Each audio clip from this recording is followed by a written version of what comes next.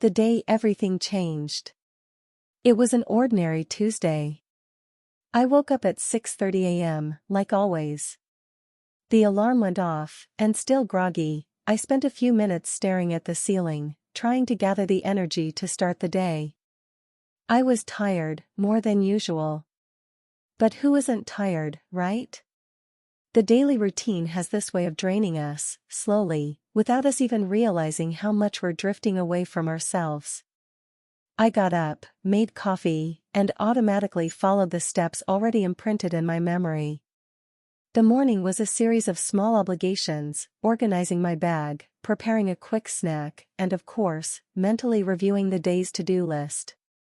At work, there were tight deadlines, endless meetings, and more responsibilities than I could handle. But that was the pace of my life, and I never questioned it. My health? Well, that was a detail that always took a back seat. The small aches and discomforts had become part of the routine, something I had learned to ignore. While eating breakfast, I felt a slight pain in my chest. A strange tightness, like something was wrong, but not enough to alarm me. Maybe it was stress, I thought. Or the accumulated exhaustion. I took a sip of water, took a deep breath, and carried on. There were more important things to worry about at that moment. The traffic was chaotic as usual. Driving to work, with the honking and congestion, was the time when my mind wandered between thoughts. My head was full of small worries.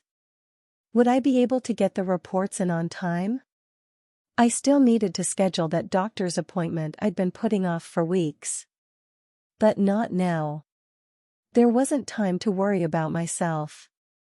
I always thought I had everything under control, that problems were just obstacles to overcome. But something was different that day. When I got to the office, the pain in my chest came back. This time, more intense. I took a deep breath and tried to ignore it, but it wouldn't go away. I went to my desk, sat down, and started reviewing the documents I had to submit. With each page, it felt like the pressure in my chest was increasing. I could feel my breathing becoming labored, but I kept going, believing it would pass. But it didn't. The pain intensified, spreading through my body like a wave. Cold sweat started dripping down my forehead, and the panic that had been distant before began creeping in. I couldn't focus on anything. My hands trembled slightly over the keyboard, and a feeling of disorientation started taking over. Everything seemed to slow down, as if time itself was changing speed. I tried to stand up, to ask for help, but my legs failed me. And it was in that moment I realized something serious was happening. I felt an enormous weight on my chest, like an invisible hand was crushing me. My body no longer responded, and suddenly, everything went dark. I passed out. What happened next was something I never imagined could happen. I was lying on the floor next to my desk, but at the same time, I wasn't there anymore. I saw myself from above, as if I was floating above my own body. The feeling was surreal. There was no pain, no fear. Just the strange certainty that I was observing myself from the outside. People started gathering around, shouting my name, trying to wake me up. I saw the scene, but I didn't feel like I was part of it. I was somewhere between what we know as reality and something far beyond. It was as if I was suspended in a bubble, watching everything without being able to interfere. This wasn't just a fainting spell. I knew something much bigger was happening. I tried to return, tried to move, but it was as if my body was no longer under my control. The sense of peace started to blend with slight anxiety. What was happening? Was I dead? It couldn't be. Then everything started to blur. The scene around me slowly faded away, like a movie coming to an end. I was no longer in the office.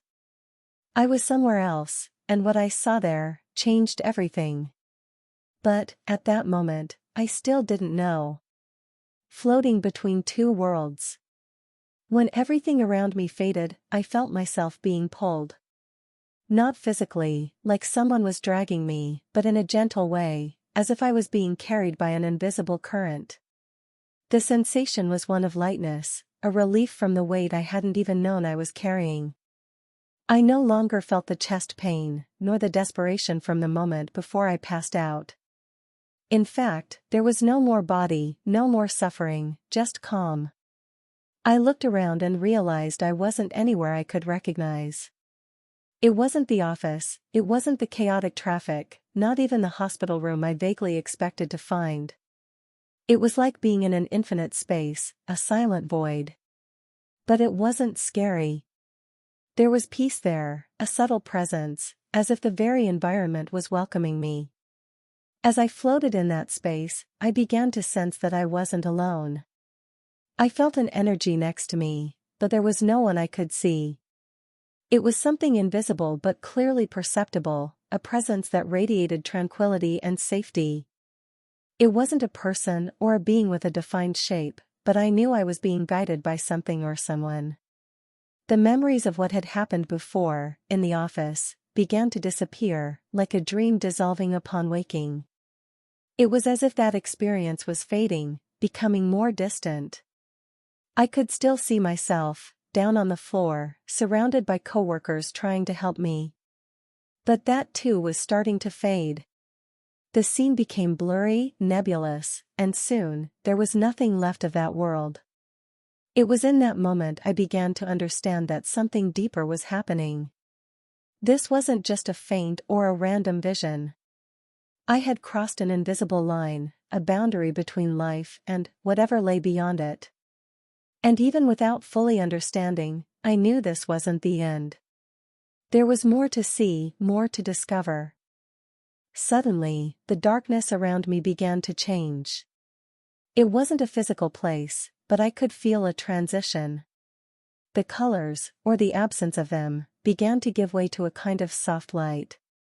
It wasn't an ordinary light, the kind we know in the physical world, but a brightness that seemed to come from all sides, without origin or end.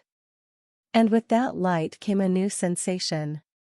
I was being pulled toward something bigger, toward a truth that I still couldn't fully grasp. The presence beside me grew stronger.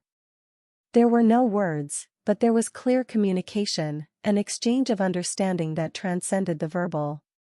I was heading somewhere. Or perhaps it wasn't exactly a place, but a state. A state of consciousness, of perception beyond what my physical senses could comprehend. I didn't know how much time had passed since everything began. In that space, time didn't seem to exist in the way we know it. Minutes? Hours? It didn't matter. I was in a continuous flow, moving towards something indescribable. Then the first visions began to appear.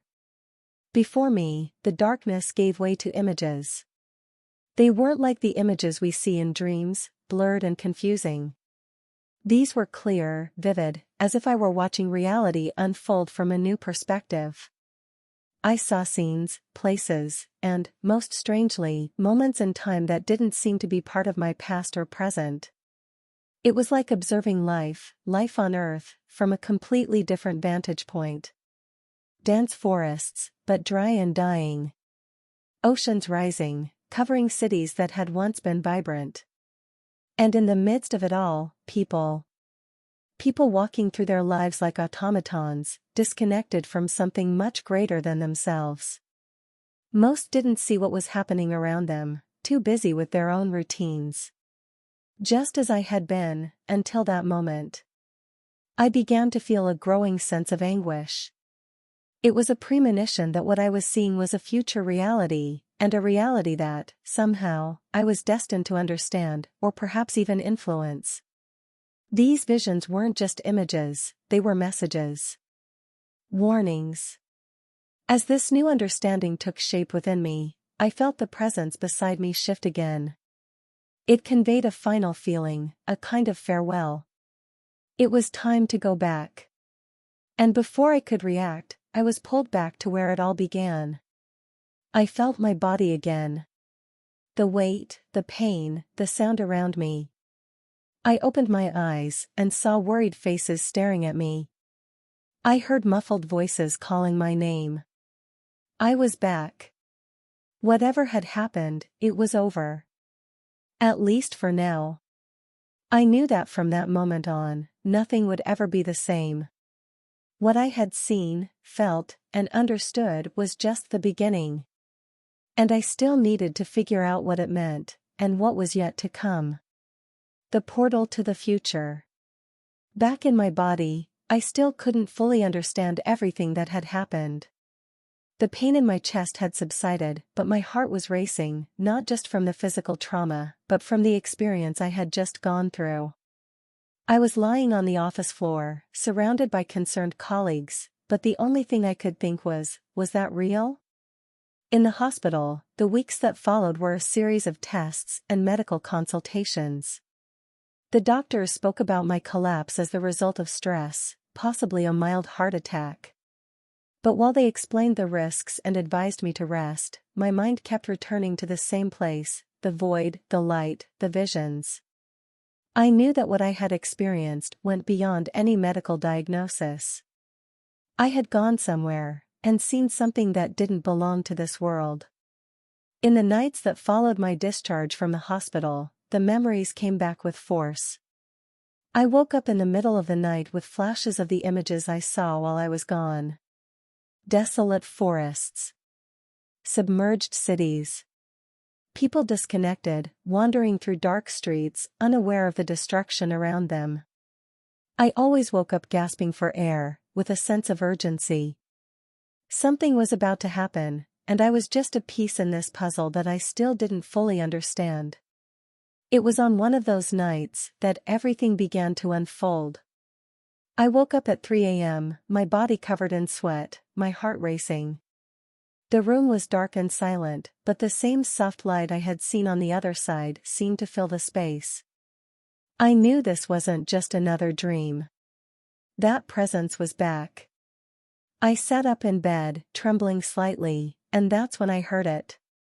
It wasn't a voice, but a kind of direct communication with my mind. It's time to see what you need to understand. Are you ready? I didn't know what to say, but there was no need. I felt myself being pulled again, this time without the pain, without the physical collapse. I closed my eyes and let myself go. When I opened them, I was somewhere else. It wasn't the void I had experienced before. This time, I was standing at what seemed to be a portal, a kind of passage between the present and the future. Around me, the air seemed to vibrate with an energy I can't describe in words. It was as if time was folding in on itself, as if all the possibilities of the future were unfolding before me. In front of me, images began to appear again, but now, more intensely. I saw scenes, not linear, but fragmented, of events that seemed to jump from one point in time to another. It was like watching the future of the world in a confusing film, where fragments of future events appeared without immediate explanation. I saw cities I knew well, but they were in ruins. New York, São Paulo, London, all submerged in silent chaos. The streets that were once full of life were now empty, as if something had suddenly swept the population away. There were no signs of war, no explosions or violent destruction, but a slow, silent devastation. The people were disappearing, not because of something external, but from an internal disconnection. My vision was overtaken by another scene. Now, I saw forests that used to be green and lush, transformed into arid deserts. The trees, once towering majestically, were dry, dead. The ground was cracked, and the life that once thrived there seemed drained away. These visions hit me like a punch in the gut. They were brutal, raw, and yet they felt strangely familiar. It was as if I was being shown a path that humanity was already on, but we were unwilling to acknowledge it. And then, the most disturbing part began to reveal itself. I saw people. Thousands of people from all over the world. They were walking through these desolate landscapes, but they didn't seem to notice the destruction around them. There was an apathy in their faces, an emptiness in their eyes. They were living their lives, connected to devices, trapped in routines, blind to the impending collapse. Each one in their own world, disconnected from others. There was no interaction, no exchange of looks, no empathy. Just solitude. I felt a deep pain in my heart as I watched. It wasn't just sadness, it was despair. How did humanity get to this point? It was as if we had lost ourselves, and the world around us was paying the price. And then, in the midst of these images of devastation and disconnection, I saw something even more disturbing. An invisible, yet powerful presence hovered over it all. It wasn't a physical being, but an energy. It was something that fed on ego, greed, and disconnection. I couldn't see it clearly, but I could feel it, wrapped around the ruined cities, in the minds of the people, in the very air. This force was the true enemy. And the scariest part? It was already here. It was already shaping our world.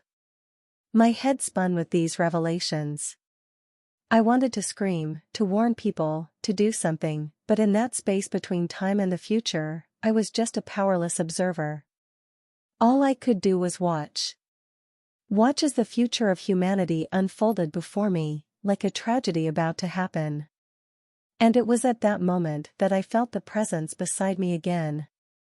It was time to go back.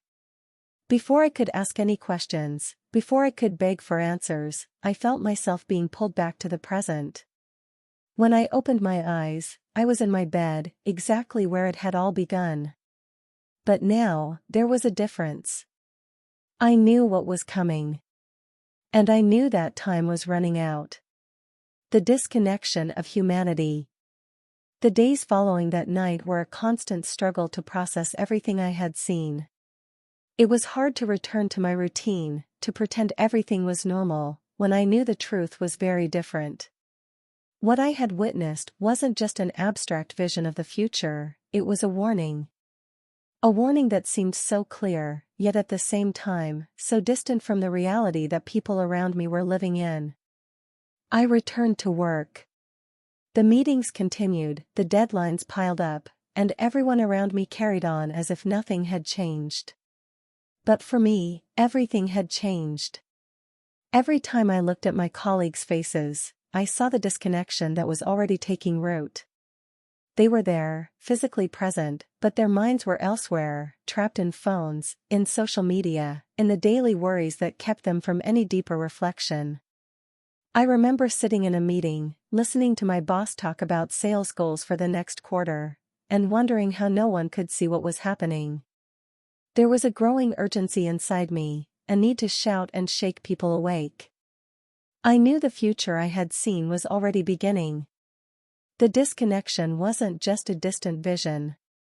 It was taking root now, right under our noses. Yet the more I tried to reach out to people, the more I realized that this disconnection wasn't just superficial. It was a kind of emotional numbness, as if we were all slowly drifting apart without even noticing. It wasn't just technology, though that played a role, it was something deeper. As if somehow, humanity was beginning to lose the ability to connect, to see itself as part of something bigger. I started to notice how the people around me were trapped in vicious cycles of chasing material success, status, and social approval. The more they fought for these things, the more they seemed to drift away from who they really were. I saw it in the empty stares, in the automatic conversations, in the shallow relationships. And, most alarmingly, I recognized myself in them. Until my collapse, I was one of them. This realization hit me hard. I had been part of that cycle. Waking up every day, living my life according to society's expectations, without ever questioning my true purpose. I was disconnected from myself, from others, and from something greater that I now knew existed. But the question that haunted me was there still time to reverse it? The visions of the people I saw in the future kept haunting me. I clearly remember a woman walking through the streets of a crumbling city. She was completely alone, her eyes glued to a small screen, unaware of the destruction around her. It was as if she were trapped in an illusion, unable to see reality. That scene replayed in my mind over and over again. She seemed so familiar, as if she were representing all of us. It was then that I started to understand what the invisible force I had felt in the visions really meant. That presence, that subtle energy hovering over the world, fed on human ego. It wasn't an external force destroying us, it was something we were allowing to grow within ourselves. Greed, the desire for control, the attachment to material things, these were the weapons of that force, and we were falling deeper and deeper into its trap. What I saw wasn't just a physical collapse of society or the environment. It was a spiritual collapse, a disconnection so deep that it was slowly consuming us. People were forgetting who they were. They were becoming prisoners of their own illusions, living only to meet external demands, while the true purpose of their souls was lost in the noise of the modern world. I knew I couldn't just stand by and watch all this happen. Something inside me, perhaps that same presence that had guided me through the near-death experience, told me that I had a role to play. I hadn't been shown those visions by chance. It was as if I had been chosen to understand, to see beyond the illusions that kept everyone trapped, and now I had to find a way to awaken others to this reality. But how? How do you tell the truth when the truth seems so unbelievable? I remember a conversation I had with a close friend, weeks after the incident. Trying to find some comfort or understanding, I told her part of what I had seen. It wasn't easy. I used vague, hesitant terms because the fear of being ridiculed was strong. She listened patiently, but in the end, her eyes were filled with doubt. She smiled reassuringly and said that maybe I was just stressed, that maybe it had all been a strange dream caused by my collapse. I knew she hadn't understood, and I didn't blame her. People weren't ready to hear it.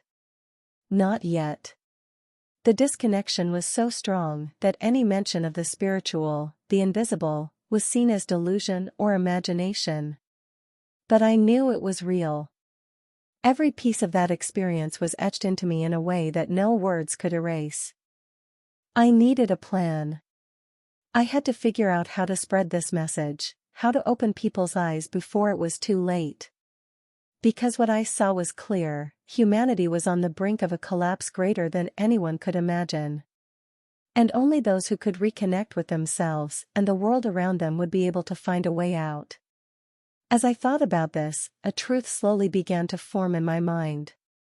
What was happening wasn't just a disconnection between individuals, it was a disconnection from something greater. Something spiritual. Something that transcends this physical world. And from that moment on, I knew my mission had begun.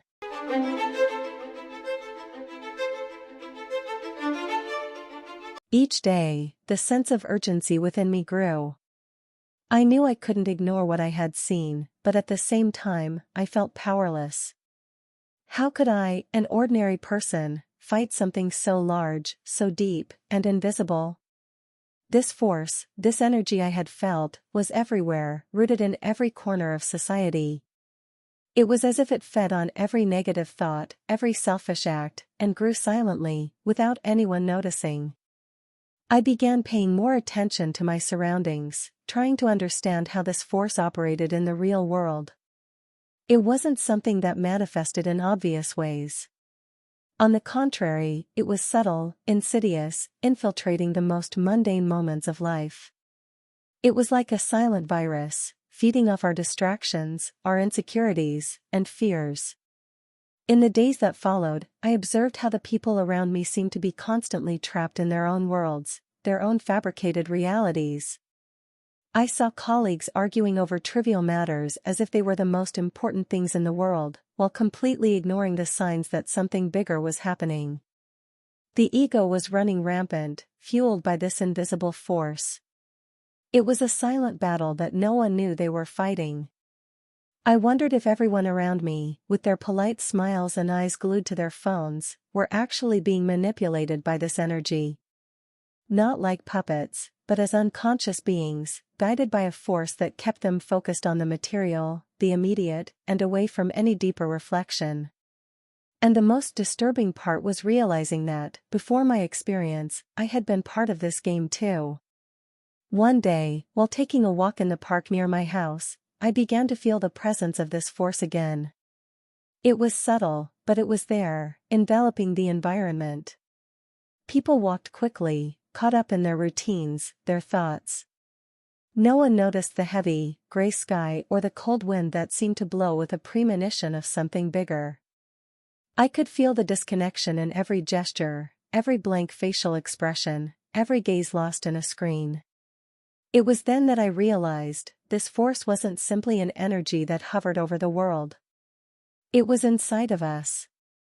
It fed off our ego, our anxieties, our attachment to everything superficial. And we nourished it every day with our choices, our omissions, our distractions.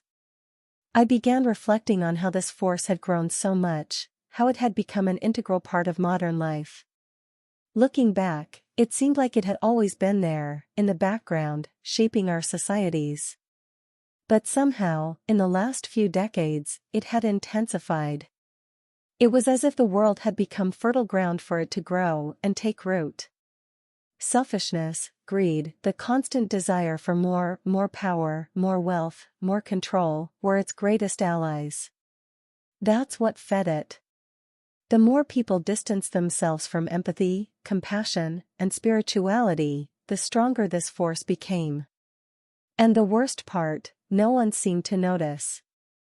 It was as if we were blind to what was really happening. I remember one night when I had a disturbing dream. In the dream, I was walking through a city that, at first glance, seemed normal. There were people walking the streets, tall buildings, neon lights flashing in store windows. But something was wrong. As I walked, I noticed that people weren't talking to each other. They weren't smiling, weren't looking each other in the eyes. They were all trapped in their own little worlds, wandering like zombies, their eyes fixed on something I couldn't identify. Suddenly, the city began to crumble. Buildings collapsed, streets cracked open, and yet the people kept walking as if they didn't notice the collapse around them. I tried to scream, to warn them, but my voice wouldn't come out. It was as if I were invisible to them. I felt powerless, unable to do anything as the destruction unfolded before me. I woke up startled, my heart racing. The dream felt so real, so tangible. And then I realized, it wasn't just a dream. It was another warning. That city I saw collapsing was a metaphor for what was happening now in the real world. The invisible force was feeding off the human ego to the point where we were slowly self-destructing, without even realizing it. In that moment, I knew I had to do something. I didn't know how or where to start, but the truth that was being revealed to me couldn't be ignored. I had to find a way to fight this force, to wake up the people around me before it was too late. I spent the next few days searching for answers. I started reading about spirituality, about awakening consciousness, about the connection between body, mind, and spirit. The more I studied, the clearer it became, this invisible force could only be fought through a reconnection with our true selves, with what really matters. It was a spiritual battle, and the battlefield was within each of us. I understood that to fight this force, I first needed to start with myself. I needed to reconnect, to strengthen myself spiritually, and then find a way to spread this message to others. I didn't know exactly how I would do it, but something inside me told me that this was only the beginning. And while the world continued to spin, I felt that time was running out. The revelation of hope. Despite the growing fear that the world was being swallowed by this invisible force, something inside me began to change. In the days following my disturbing dream, a new feeling began to emerge. Something more subtle, but powerful. A spark of hope that I hadn't noticed until then. As I continued to observe the world around me, I started to notice that not everyone was lost in this cycle of disconnection and apathy. Small groups of people were moving against this current, in ways that seemed insignificant at first glance, but that carried a profound impact. I saw them in cafes, in parks, talking about spirituality, meditation, and alternative ways of seeing life. They weren't many, but they were different. Something about them shone in a special way, a presence, a calmness, as if they knew something most people ignored. It was on a sunny afternoon, while I was strolling through a park, that I felt this hope grow stronger. People seemed immersed in their own worlds, as usual, but off in the distance, I noticed a small group, maybe 5 or 6 people, sitting in a circle on the grass. There was something almost magical in the way they interacted, no rush, no vacant look of someone just waiting for their turn to speak. They were present, truly connected. Watching them, I realized there was something there I needed to understand. I approached, hesitant, not wanting to interrupt, but feeling like I needed to. A woman in the group, with gray hair and a serene look, saw me and waved, inviting me to sit down. I sat a little distance away, just observing, trying to absorb what they were doing. They weren't speaking superficially, as happens in so many casual conversations. They talked about what really mattered, the meaning of life, the connection to something greater, the search for a purpose beyond the material. It didn't take long for me to feel comfortable enough to join in. When I finally spoke, something broke inside me. I shared, hesitantly at first, about my experience, my death for 5 minutes, what I had seen on the other side, and the presence of this invisible force consuming the world. It was the first time I had openly talked about this with strangers. But, surprisingly, no one looked at me like I was crazy. In fact, they seemed to understand, as if what I was saying resonated with something they already knew, something they had already felt. The woman who had invited me to sit smiled gently and said, "We feel it too. But there's a reason we've been shown this path. What you saw is real, but it's not the end. There are people waking up, like you. Small groups all over the world. And they're ready to make a difference." I stayed silent for a moment, letting those words echo inside me. Could it be possible that, amidst the chaos and impending destruction I saw, there was still hope? Could the future I was shown not be completely written? She continued, "Something is happening, a slow but powerful change. People are starting to remember who they truly are, reconnecting with something greater. It's not easy, and many resist, but it's happening. And the force you felt, the one pulling us away from our purpose, is only strong while we're disconnected.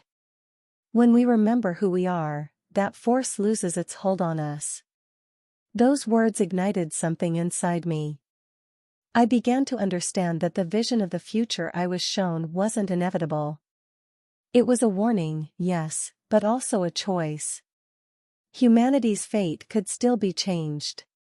The future was in our hands, and the key to changing everything was reconnection, not just with each other, but with what lies deepest within us.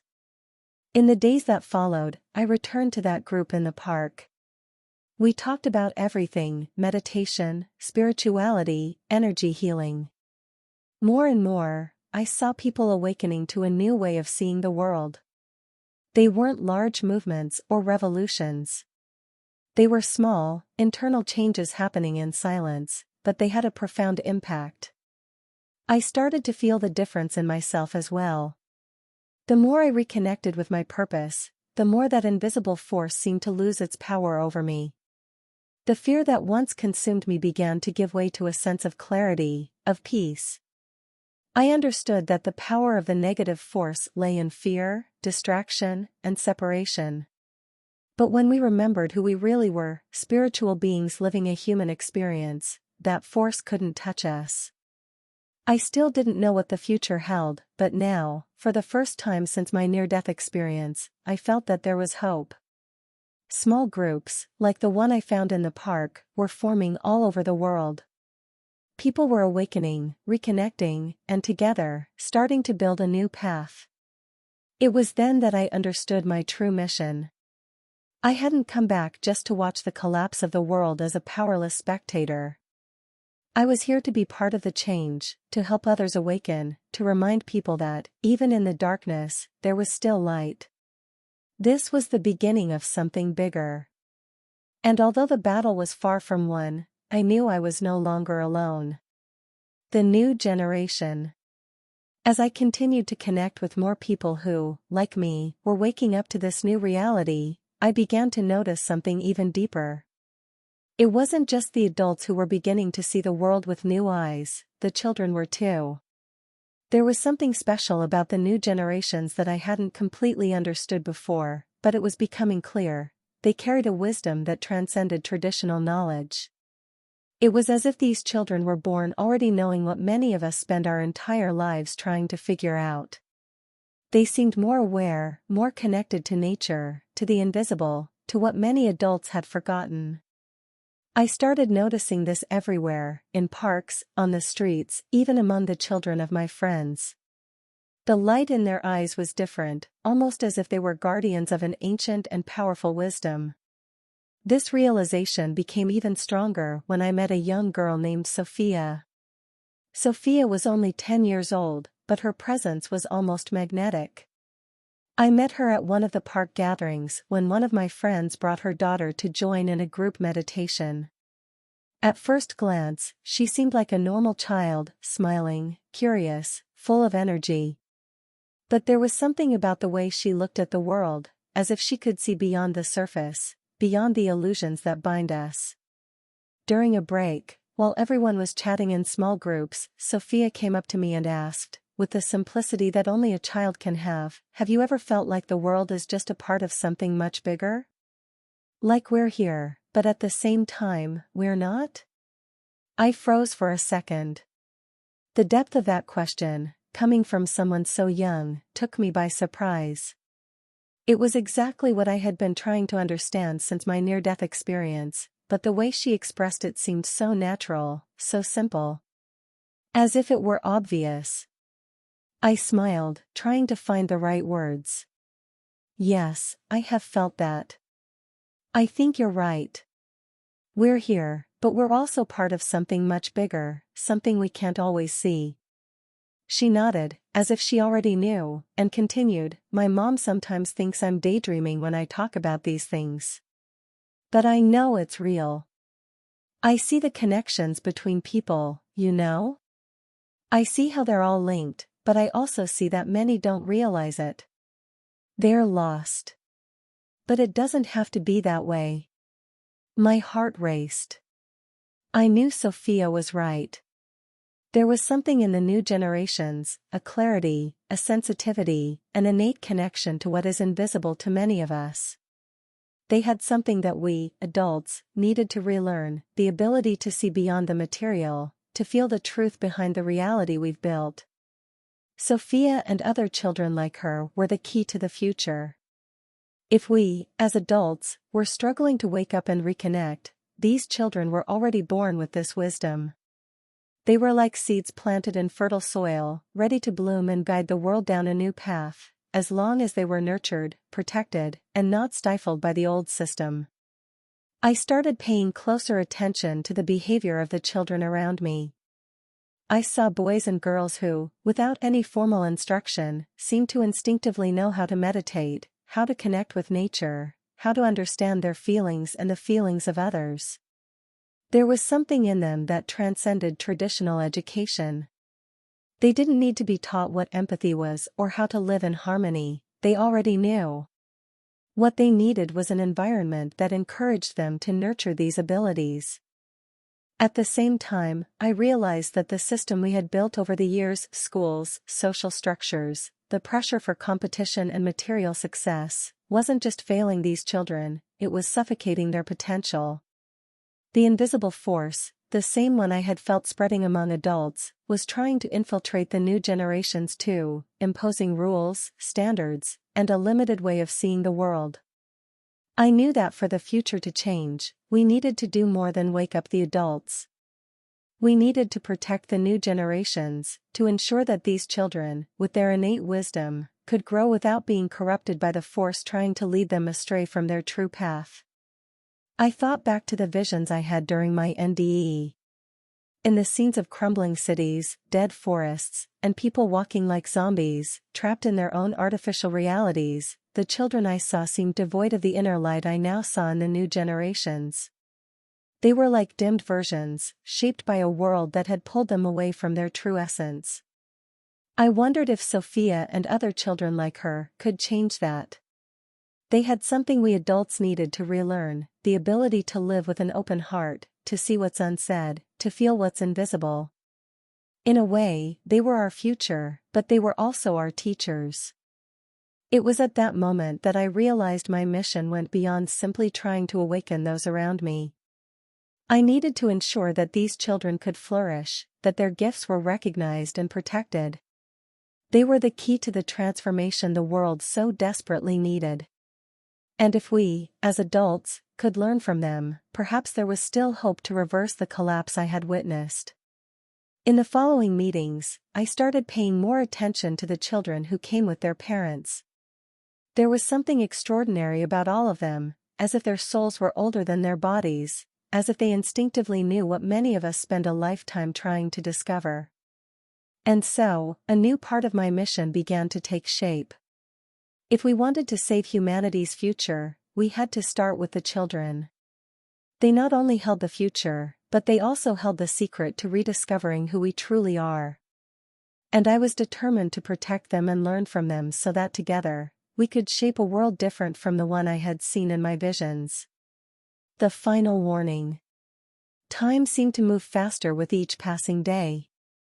As I delved deeper into conversations and gatherings with those who, like me, were awakening, the sense of urgency only grew. Even with the hope that the new generations brought, I couldn't shake the weight of the visions that continued to haunt me. The images of collapsing cities, dying forests, and people wandering aimlessly, they were etched in my mind as a constant warning. I knew we were on the cusp of significant change, but the direction the future would take remained uncertain. The invisible force I had felt spreading through the world was intensifying. It was as if it knew that more people were awakening, and in response, it doubled down on its efforts to maintain control. Time was running out, and the window to prevent what I had seen was closing. Then, one night, everything changed. I was at home, sitting in silence, trying to meditate and calm my restless mind. The flashes of future visions came stronger, more vivid now. I closed my eyes, seeking the peace I had learned to cultivate, but instead, I was pulled back into that feeling of suspension, as if I were again caught between two worlds. This time, however, the vision was clearer, more direct. It wasn't just a glimpse of what was to come, it was a message, a final warning. I found myself in a city that, at first glance, looked like any modern metropolis. Neon lights flickered in storefronts, autonomous cars glided through the streets, and towering buildings loomed overhead. But something was terribly wrong. There was an oppressive silence in the air, as if sound itself had been drained from the place. And the people, they were there, but their presence was just a shadow of what they once were. Their eyes were vacant, devoid of light, their expressions lifeless, as though they had been consumed by their own apathy. As I walked through those streets, I felt the presence of the invisible force stronger than ever before. It was everywhere, hovering over the city like a dark cloud, suffocating any remnants of hope. It was as if it had fed so deeply on human ego, greed, and disconnection that it now completely controlled that place. That's when I began to hear whispers. They didn't come from any specific direction but echoed everywhere, like voices trying to break through a barrier. Slowly, the whispers turned into words, and what they said chilled me to the bone. They don't see. They don't want to see. But you can change that. The words reverberated in my mind, and suddenly, I understood what this vision was trying to tell me. The collapse I was witnessing, the total disconnection of humanity, could still be prevented, but only if we didn't continue in this same direction. The invisible force, the one that had permeated every part of society, relied on our blindness, on our willingness to ignore what was happening around us. I kept walking through the collapsing city, seeing more signs of impending destruction. Entire buildings were crumbling, not from any natural disaster or war, but from sheer neglect.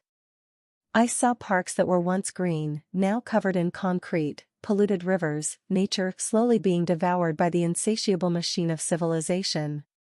And most haunting of all, I saw children, the same ones I knew were the key to the future, wandering those streets, lost, without the light I knew should have been within them. These children, who should have been the bearers of new wisdom, were being corrupted, molded by the same system that was destroying everything.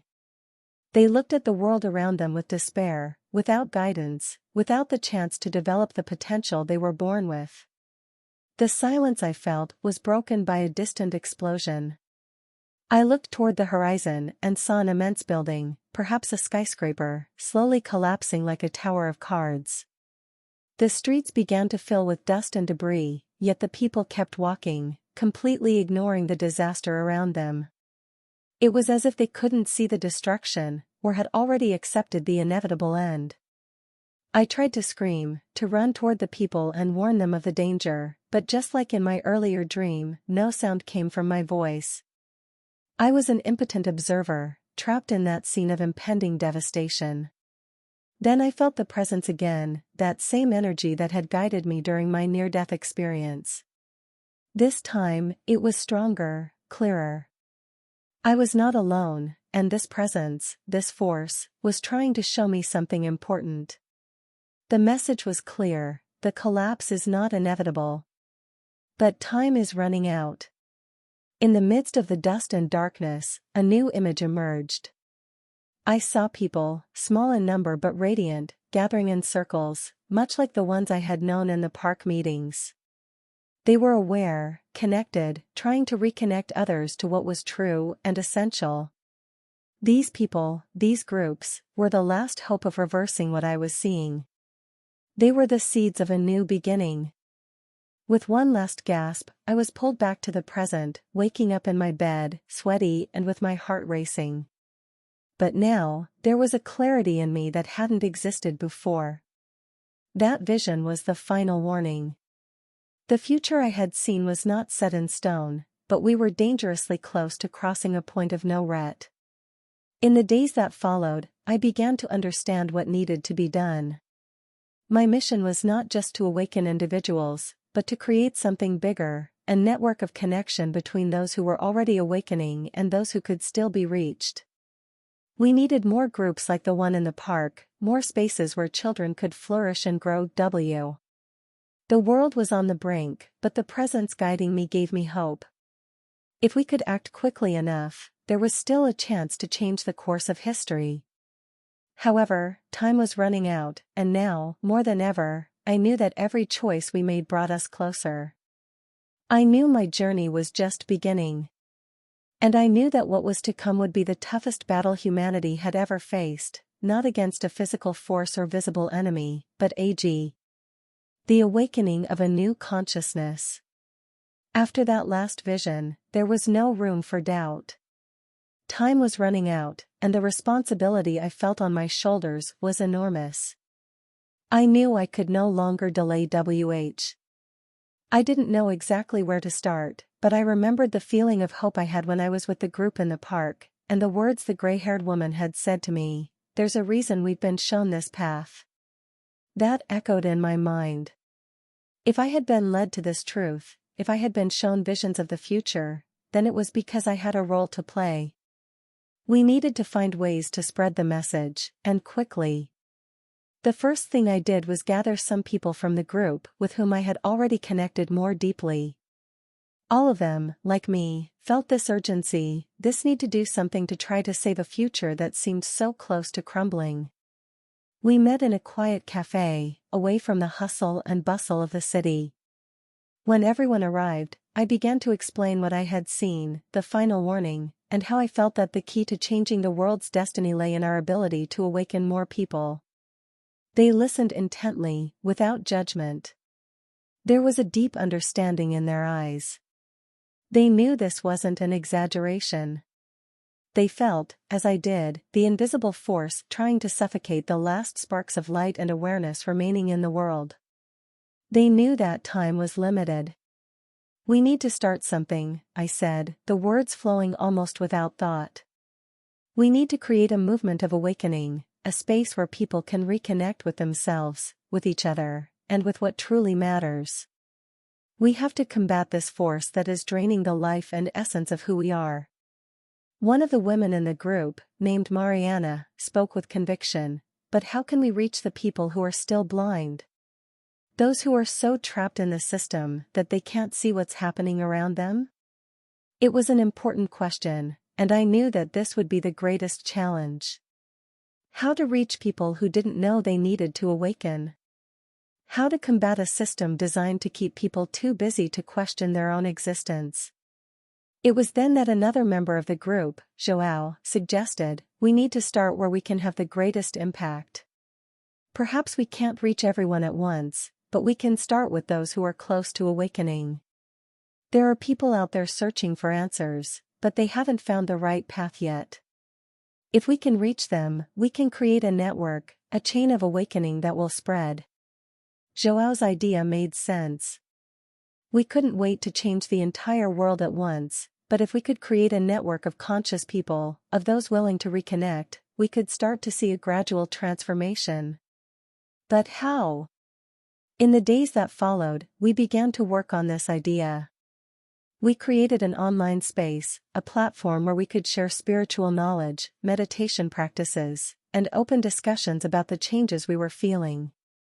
But we also knew that physical presence was important, so we started organizing meetups and retreats for small groups, people who were beginning to question the world around them, who felt something was missing but didn't know exactly what.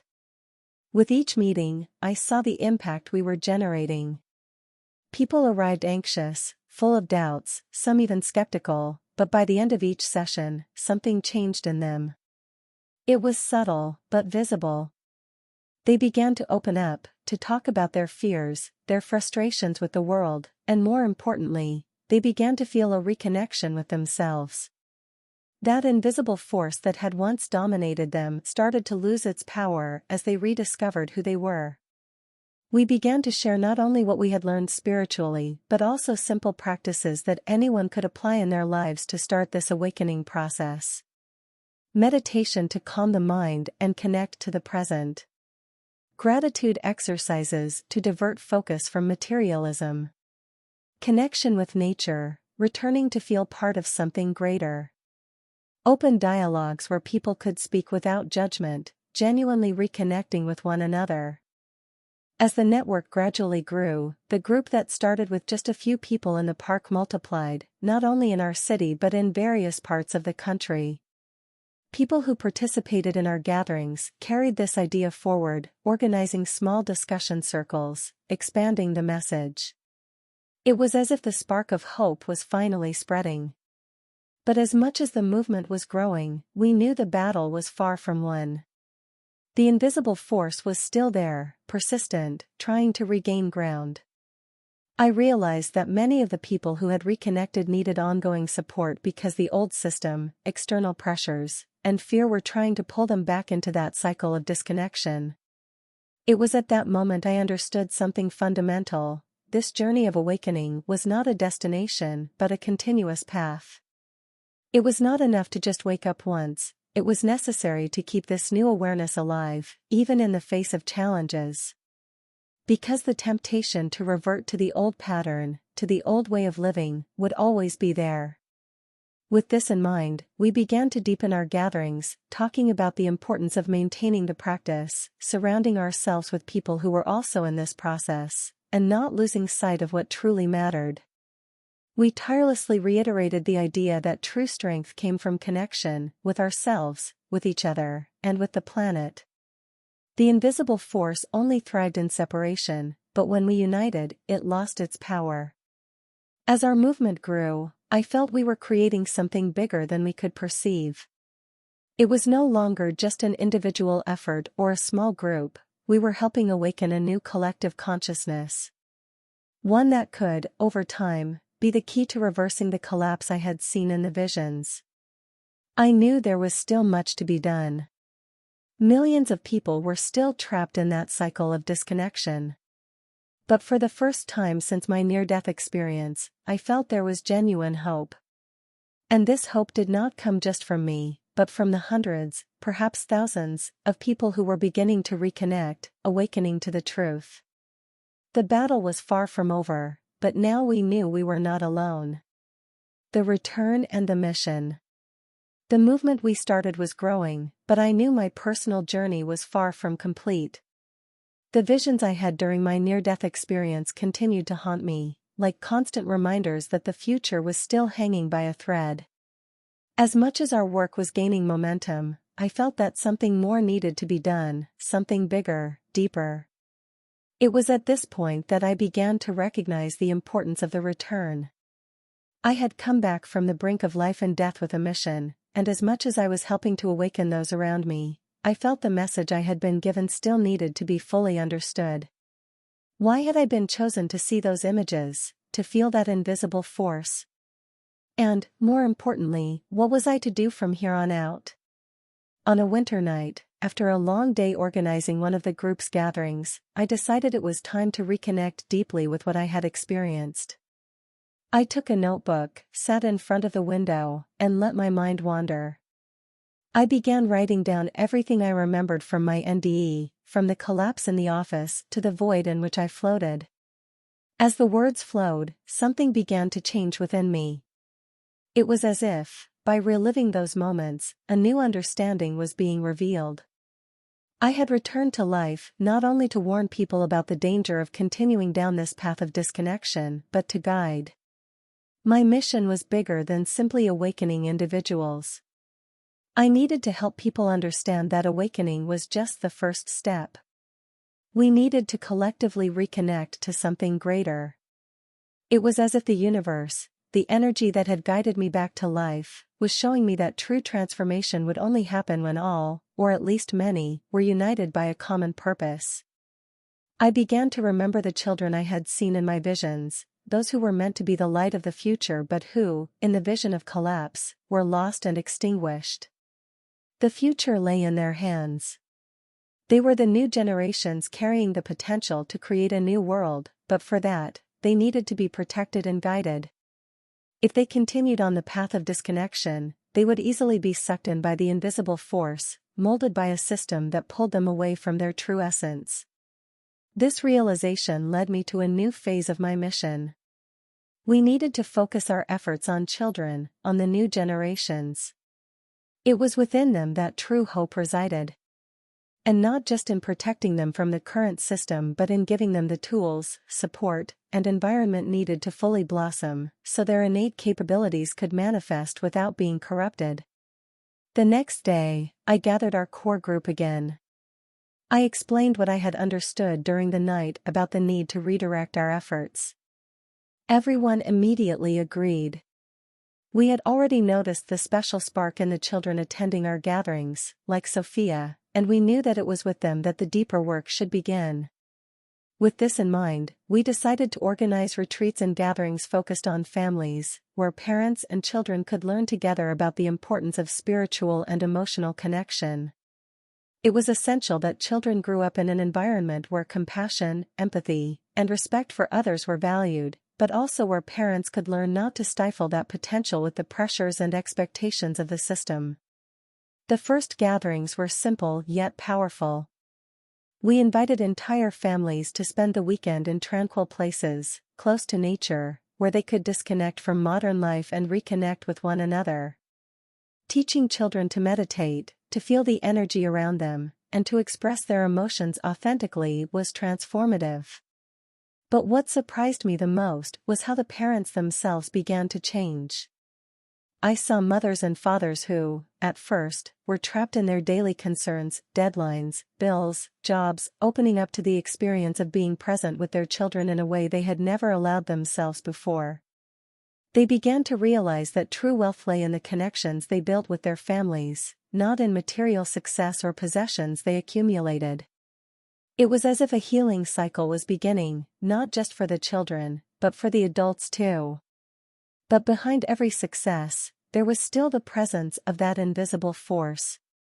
It had not disappeared, on the contrary, it seemed to intensify as our movement grew.